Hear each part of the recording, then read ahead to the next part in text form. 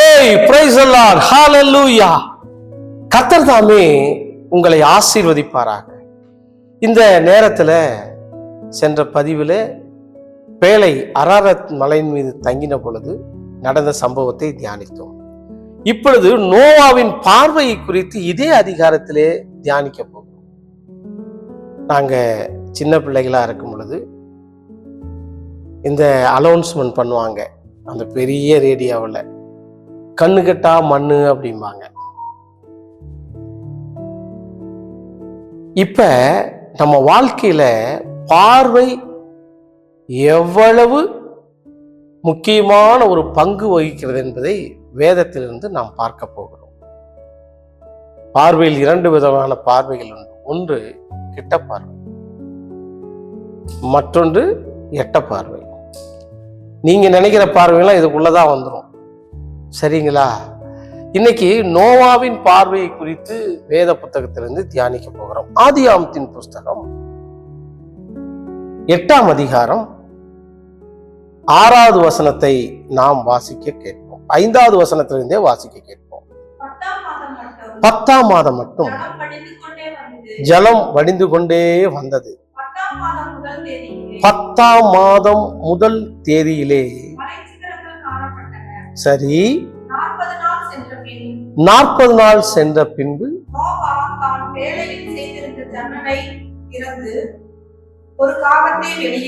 பாருங்க, முதல்ல நோவா ஜன்னலை திறந்து பூமியை பார்க்கலாம். ஜன்னல் எவ்வளவு பெருசா இருந்திருக்கும் நீங்க நினைக்கிறீங்க? அவ்வளவு பெரிய வேலை இல்லையா? ஜன்னல் எவ்வளவு பெருசா இருந்திருக்கும்?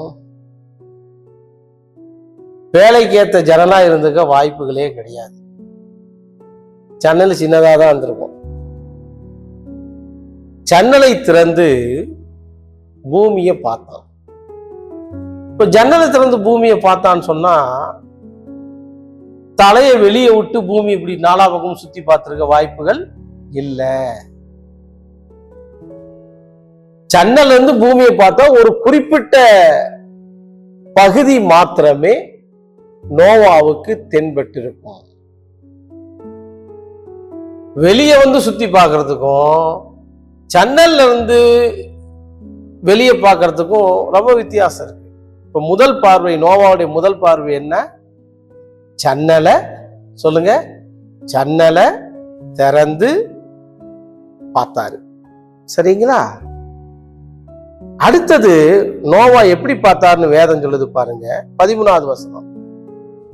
அவனுக்கு 601 வயதாகும் வருஷத்தில் முதல் மாதம் முதல் தேதியிலே பூமியின் மேல் இருந்த ஜலம் வற்றி போயிற்று. நோவா பேழையின் மேல் தட்டை எடுத்து பார்த்தான்.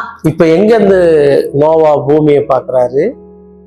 முதல்ல ஜன்னல்ல இருந்து பார்க்கிறாரு. இப்ப நோவா எங்கிருந்து பார்க்கிறாரு? பூமியின் மேல் தட்டில் இருந்து, அதாவது கப்பலின் மேல் தட்டில் இருந்து இப்ப பூமியை பார்க்கிறார். 2வது பார்வை. முதல்ல ஜன்னல்ல இருந்து பூமியை பார்த்த நோவா. 2வது பேழையின் மேல் தட்டில் இருந்து பூமியை பார்த்த நோவா. 3வது வேதம் சொல்லுது பாருங்க, 17வது வசனத்தை வாசிங்க.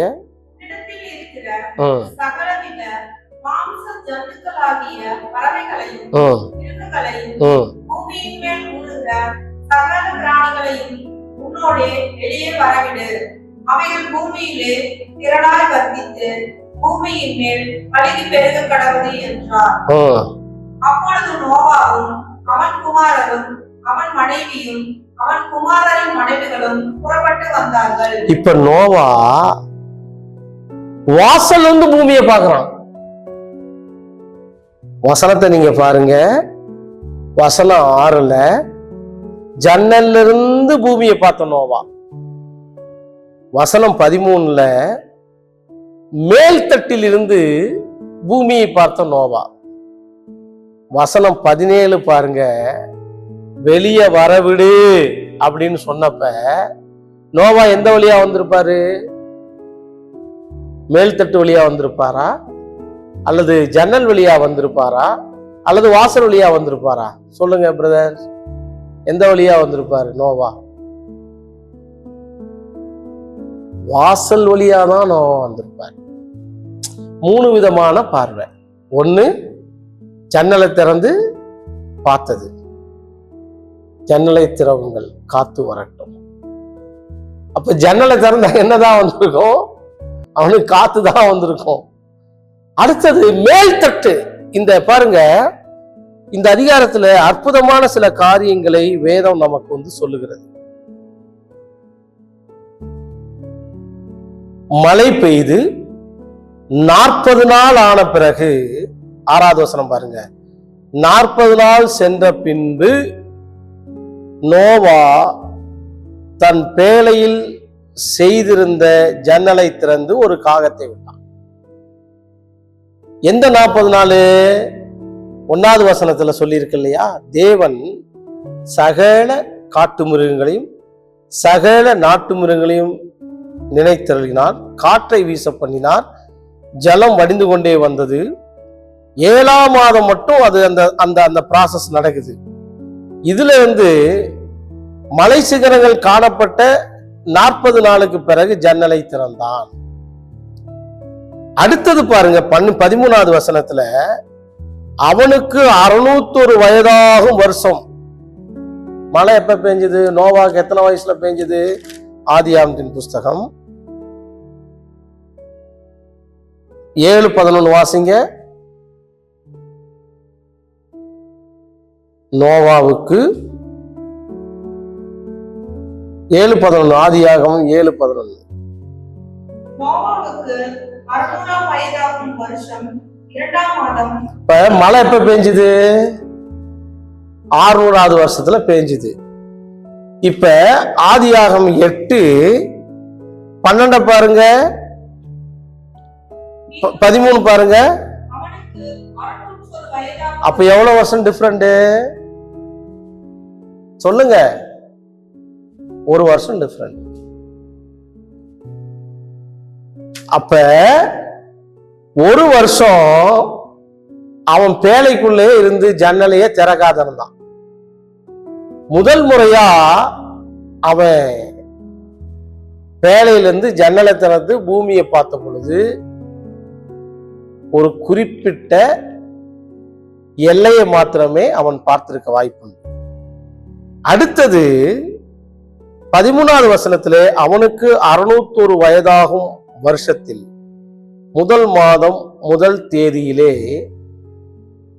பூமியின் மேல் இருந்த ஜலம் வற்றி போயிடுச்சு. நோவா பேழையின் மேல் தட்டிலிருந்து இப்ப பூமியை பார்க்கிறான். ஜன்னல் இருந்து பார்த்த நோவா இப்ப எங்கிருந்து பார்க்கிறாரு? மேல் தட்டிலிருந்து பூமியை பார்க்கிறார். இப்ப பாருங்க தேவனுடைய ஜனமே, நீ எங்கெல்லாம் இருந்து எதையெல்லாம் பார்க்கிறாயோ அதை அடைவதற்கு தேவன் வாசலை திறப்பார். மேல் தட்டிலிருந்து பூமியை பார்க்கும் பொழுது இப்ப நான் நினைக்கிறேன், நோவா 4 பக்கத்திலையும் பார்த்திருப்பான். ஏன்னா 1 வருஷம் வித்தியாசம் இருக்கு. 4 பக்கத்திலும் சுத்தி பார்த்தப்ப கர்த்தர் சொன்னாரு, வெளியே வானாரு, உங்க பார்வை விரிவாகும் பொழுது நீங்கள் எதையெல்லாம் பார்க்கிறீர்களோ அதையெல்லாம் அடைவதற்கு உங்கள் கால்கள் அங்கே பதியப்படும்.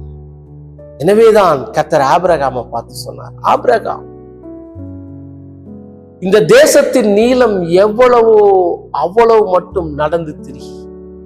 நீ பார்க்கிற இந்த தேசம் முழுவதும் நான் உனக்கும் சந்ததிக்கும் கொடுத்து நான் உன் தேவனாயிருப்பேன் என்றார். தேவனுடைய பிள்ளையே, நமது ஆண்டவராகிய இயேசு கிறிஸ்து இந்த பூமியிலே வாழும் பொழுது ஒரு அற்புதமான ஒரு தீர்க்க தரிசனத்தை நமக்கு சொல்லி போனார்.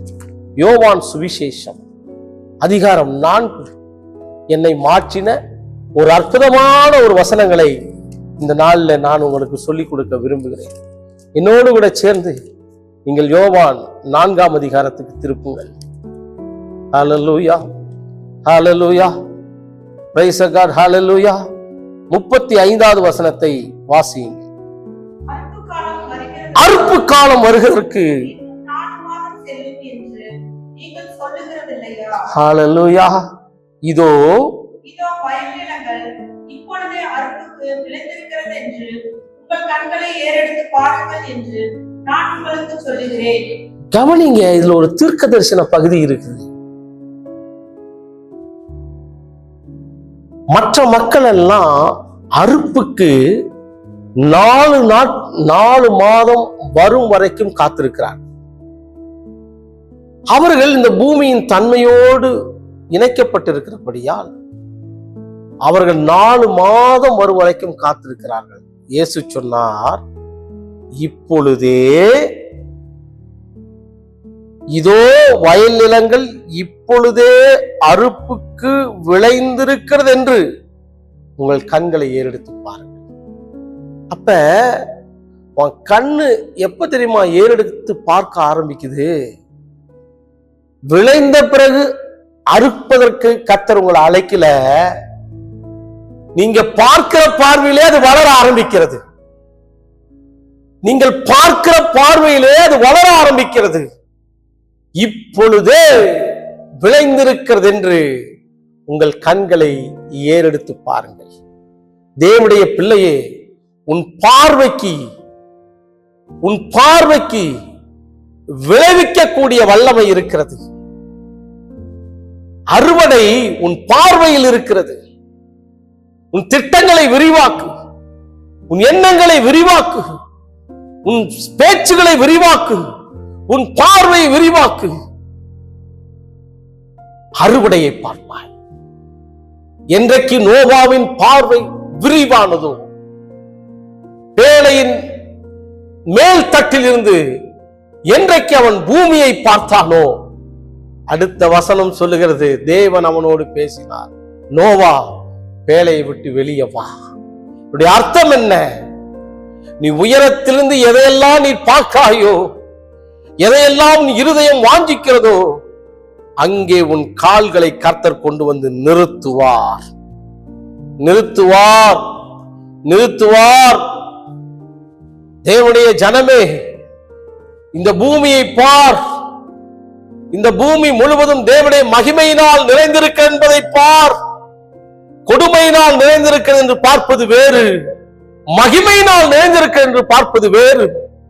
இந்த பூமியை தேவன் தமது மகிமையினால் நிறைத்திருக்கிறார். இந்த மகிமையை பார். வானங்கள் தேவனுடைய மகிமையை வெளிப்படுத்துகிறது. ஆகாய விரிவுடைய கரத்தின் கிரிகளை அறிவிக்கிறது. தேவன் படைத்த இந்த பூமியை பார். தேவன் உனக்காக ஆயத்தம் பண்ணினவைகளை பார். தேவன் உனக்காக ஆயத்தம் பண்ணினவை பரிசுத்த ஆவியானோடு இணைந்து பார். நோவா இந்த பூமியை பார்த்தானா? நான் தீர்க்க தரிசனமா உங்களுக்கு சொல்லிட்டா, நோவா பூமியை பார்த்தானா? நோவாவும் அவன் பிள்ளைகளும் அவன் மருமக்களும் அவன் மனைவியும் பூமியை பார்த்தாங்களா? வசனத்தை வாசிச்சு பாருங்க. ஆதியாகமம் 8க்கு திருப்புங்க. 13வது வசனம் வாசிங்க. அவனுக்கு 601 வயதாகும் வருஷத்தில் முதல் மாதம் முதல் தேதியிலே பூமியின் மேல் இருந்த ஜலம் வற்றி போயிற்று. நோவா பேழையின் மேல்தட்டை எடுத்து பார்த்தான். நோவாவும் அவன் குடும்பமும் அல்ல, நோவாவும் அவன் குடும்பத்தாரும் அல்ல. நோவா பேழையில் மேல் தட்டை எடுத்து பார்த்தான். எதை? பூமிய. சார், தேவஜனமே, தேவ ஊழியனே, நான் உனக்கு ஒரு நற்செய்தியை சொல்லட்டா? நீ பார்க்கிற பார்வையை உன் குடும்பத்தாரும் அனுபவிப்பார்கள். நோவாவும் அவன் பிள்ளைகளும் பூமியை பார்க்கல, நோவாவும் அவன் மனைவியும் பார்க்கல, நோவாவின் பிள்ளைகளும் மருமக்களும் பூமியை பார்க்கல. பார்த்தது நோவா, அனுபவித்தது அவன் குடும்பத்தார். நான் சொல்லுகிறேன், உன் தரிசனங்கள், உன்னுடைய திட்டங்கள், உன்னுடைய ஏக்கங்கள் உன் குடும்பத்தாரோடு கூட சேர்ந்து அனுபவிக்க கர்த்தர் கிருபை செய்வார். நீ மாத்திரம் உன் பார்வையை சரியாய் பார்ப்பாயானால் உன்னோடு கூட உன் சந்ததியாரும் அதை அனுபவிப்பார்கள், அதை செயல்படுத்துவார்கள். நோவா பார்த்தான் பாருங்க, அவன் சந்ததிக்குள்ள அனுபவிக்கும் கிருபையை கர்த்தர் வைத்தார். இன்றைக்கு கர்த்தர் உன்னோடு இருக்கிறத பார், வாளாக்காமல் கர்த்தருடைய தலையாக்குறதை பார், நீ கீழாக மேலாக்கப்படுவதை பார்.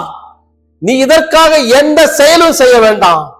இயேசு சிலுவையிலே இவைகளுக்காக மரித்தார் என்பதை விசுவாசித்து கர்த்தரை துதி. ஆபிரகாமின் அத்தனை ஆசீர்வாதங்களும் உனக்கும் உன் பிள்ளைகளுக்கும் உண்டாகும். இப்ப மீண்டும் யோவானுக்கு செல்லுவோம்.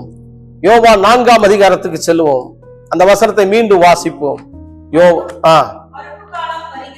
அறுப்பு காலம் வருவதற்கு சொல்லுகிறது இல்லையா? இதோ வயல் நிலங்கள் விளைந்திருக்கிறது என்று உங்கள் கண்களை ஏறெடுத்து பாருங்கள் என்று நான் உங்களுக்கு சொல்லுகிறேன். ஹல்லேலூயா. விதைக்கிறவனும் அறுக்கிறவனும் இருவரும் ஒருமித்து சந்தோஷப்படத்தக்கதாக அறுக்கிறவன் கூலியை வாங்கி நித்திய ஜீவனுக்காக பலனை சேர்த்துக் கொள்ளுவான். விதைக்கிறவன் ஒருவன், அறுக்கிறவன் ஒருவன் என்கின்ற மெய்யான வழக்கச் சொல் இதனாலே விளங்கும். நீங்கள் பிரயாசப்பட்டு பயிரிடாததை அறுக்க நான் உங்களை அனுப்பினேன்.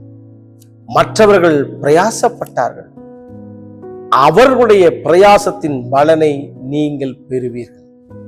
உனக்காக இயேசு கிறிஸ்து சிலுவையிலே பலியானார். உனக்காகவும் எனக்காகவும் இயேசு கிறிஸ்து சிலுவையிலே தன் ஜீவனை கொடுத்தார். உனக்காகவும் எனக்காகவும் தேவனுடைய மனிதர்கள் இந்த பூமியிலே அனுபவிக்காமல் போனார்கள். அத்தனை ஆசீர்வாதங்களையும் நாமும் நமது சந்ததியாரும் அனுபவிப்போம். நாமும் நம்முடைய சந்ததியாரும் அனுபவிப்போம். கிறிஸ்து எனக்காக பலியானபடியா இப்பொழுது உடைய கண்களை மாற்றுங்கள். தேவனுடைய ஆவியில் நிறைந்து பாருங்கள்.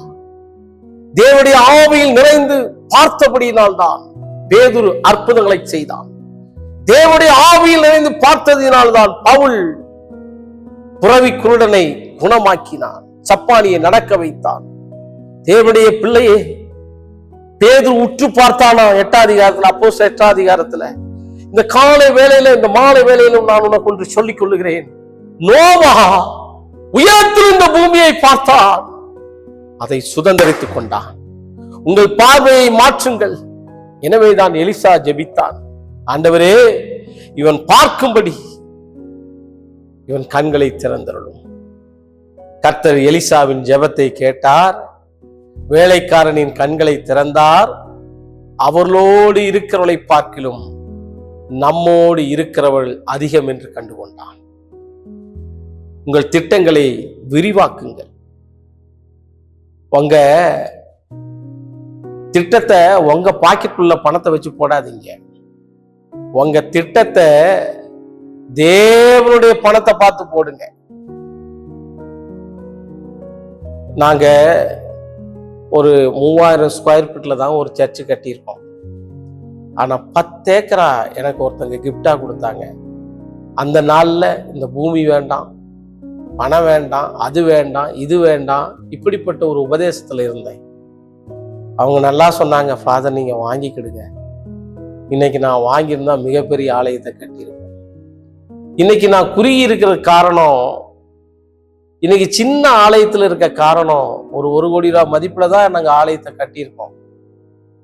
இன்னைக்கு இவ்வளவு குறுகி இருக்க காரணம் என்னன்னா, என் எண்ணங்கள் பெருசாகல. என் எண்ணங்கள் விரிவா இருந்துச்சுன்னு வச்சிருங்களே, என் வாழ்க்கையும் விரிவா இருக்கும். இன்னைக்கு நான் அந்த வழியில போகும்பொழுது அந்த இடத்த பார்த்து பெருமூச்சு விடுறேன். ஐயோ அன்னைக்கே வாங்கியிருக்கலாம், தெரியாத போச்சு, தெரியாது. ஏன் என் பார்வை விரிவாகல. உங்கள் பார்வை விரிவாகட்டும். உனது காலு கீழே தாங்க தேவன் தண்ணியை வச்சிருக்கிறார். இப்ப திறக்க வேண்டியது உன் கண்ணை. ஹல்லேலூயா. உன்னுடைய கண்களை விரிவாக்க கர்த்தருடைய ஆவியானவர் விரும்புகிறார்.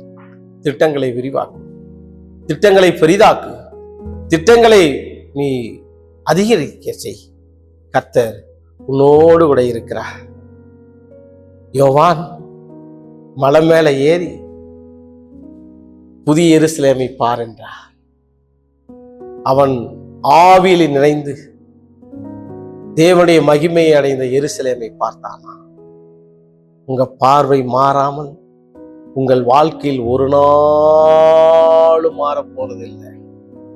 செத்த பிறகு மனிதர்கள் 2 காரியம் செய்யறாங்க. ஒண்ணு கண்ணை மூடுறாங்க, அடுத்தது வாயை மூடுறாங்க. அது யாரா இருந்தாலும் சரி, இறந்த பிறகு ஃபர்ஸ்ட் என்ன பண்றாங்க? கண்ணை மூடுறாங்க, அப்புறம் வாயை மூடுறாங்க. இந்த கண்ணும் வாயும் தான் உங்க வாழ்க்கையினுடைய எல்லா ஆசீர்வாதத்துக்கும் காரணமாக இருக்கிறது. அப்போ நோவாவுடைய பார்வை 3 விதங்களில் இருந்தது. ஒன்று, ஜன்னலில் இருந்து பார்த்த நோவா, பூமியின் மேல்தட்டிலிருந்து பார்த்த நோவா. அடுத்தது, வாசலிலிருந்து பூமியை பார்த்த நோவா. உயரத்திலிருந்து பாருங்கள், வாசலுக்கு வழியாய் நீங்கள் பிரவேசிப்பீர்கள். கர்த்தர் உங்களை ஆசீர்வதிக்க விரும்புகிறார். இப்பொழுது நான் உங்களுக்காக ஜெபிக்க விரும்புகிறேன். என்னோடு கூட இருந்து நீங்க ஜெபிப்பீங்களா? மகா இரக்கம் நிறைந்த கர்த்தாவே, ஆண்டவரே, நோவாவின் வாழ்விலே அவன் பார்வை 3 விதங்களாக இருந்ததப்பா, 3 இடத்தில் இருந்ததப்பா. ஆண்டவரே, என்றைக்கு மேல வந்து இந்த பூமியை பார்த்தானோ, அடுத்தது அவன் கால் இந்த பூமியிலே பதிந்தது. ஆண்டவரே, ஒரு நாள் யாக்கோபு கோலும் கையுமாய் படுத்திருந்தான். அவன் மீது தேவ தூதர்கள் ஏறுவதும் இறங்குவதையும் கண்டான். இது வானத்தின் வாசல் என்று சொன்னான். ஆண்டவரே, நாங்கள் பார்க்கும்படி எங்கள் கண்களை திறந்தருளுவீராக. ஆண்டவரே, வெளிப்படுத்தின விசேஷம் 1ஆம் அதிகாரம் 10 - 17 வரை உள்ள வசனங்களில் வாசிக்கும் பொழுது, கர்த்தருடைய நாளிலே அவன் ஆவிக்குள்ளான பொழுது நிலையங்கி தரித்தவராய், மார்பருகே பொற்கச்சை கட்டி கொண்டிருந்தவராய், அக்னி ஆண்டவரே பலிபீடங்கள் மத்தியிலும் குத்துவிளக்கின் மத்தியிலும் ஆண்டவரே உலாவிக் கொண்டிருக்கிற இயேசுவை கண்டானப்பா. பார்வை மாறும் பொழுது தரிசனங்களும் மாறுகிறது. பார்வை மாறும் பொழுது ஆசீர்வாதங்களும் மாறுகிறதப்பா. எங்கள் பார்வையை பெரிதாக்கும்படியாய் ஜெபிக்கிறேன் அப்பா. எனவேதான் நீ பார்வை அடையும்படி கலிங்கம் போட வேண்டும் என்று உனக்கு ஆலோசனை சொல்லுகிறேன் என்று சொன்னீரே. உடைய வேத வசனங்கள் எங்கள் பார்வைகளை தெளிவாக்குறதே கர்த்தாவே.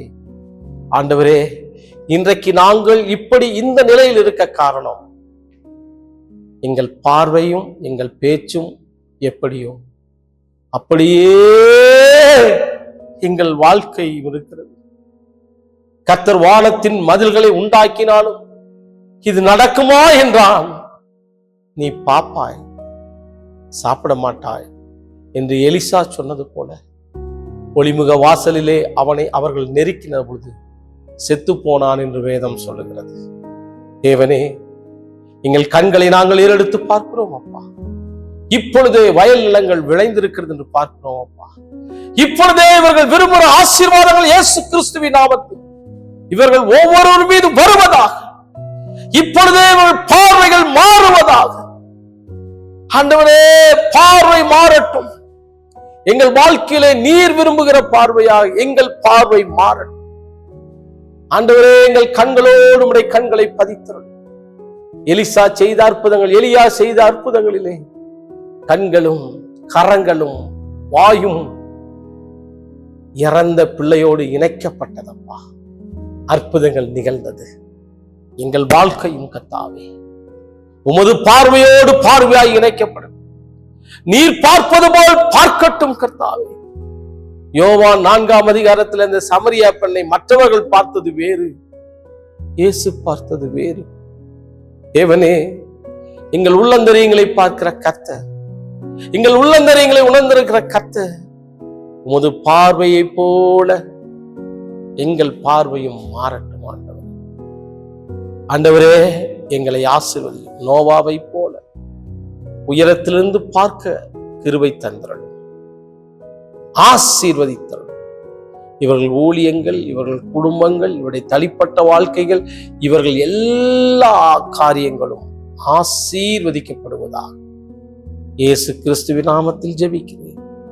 ஆசீர்வதியும் பிதாவே, ஆமென். ஆத்துமாவே கர்த்தரை ஸ்தோத்திரி, என் முழு உள்ளமே அவருடைய பரிசுத்த நாமத்தை ஸ்தோத்திரி. என் ஆத்துமாவே கர்த்தரை ஸ்தோத்திரி, அவர் செய்த சகல உபகாரங்களை மறவாதே.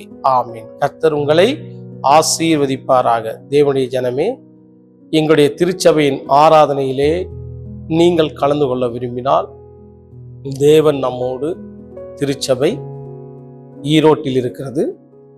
அங்கிருந்து பள்ளிப்பாளையம் பகுதியிலே நான் கர்த்தருடைய ஊழியங்களை செய்கிறேன். நீங்கள் விரும்பினால் ஆராதனையில் கலந்து கொள்ளுங்கள். தேவன் உங்களை ஆசீர்வதிப்பாராக.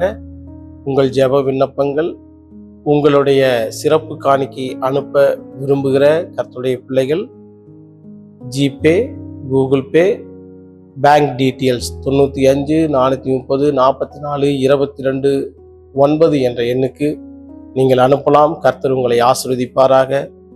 நமது திருச்சபையின் ஆராதனை காலை 9 மணியிலிருந்து ஞாயிறு தோறும் 11:30 மணி வரைக்கும் நடைபெறும். கீழே எனது வங்கி விவரங்கள் கொடுக்கப்பட்டிருக்கிறது. கர்த்தர் தாமே உங்களை ஆசீர்வதிப்பாராக. God bless you. God bless you. God bless you.